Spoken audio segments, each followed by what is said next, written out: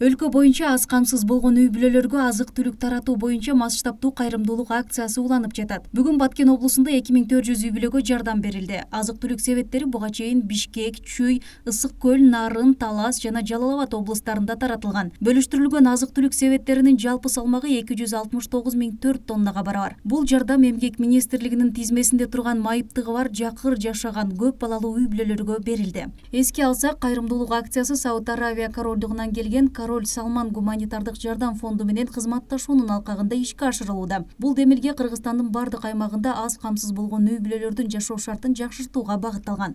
Иш-чара бул 2 октябрда старт алган. Бул Кыргызстан боюнча болуп атат. Кыргызстан боюнча 8100 үй бүлөгө деп кайрымдуулук ушундай азык-түлүк жардамын баштаганбыз.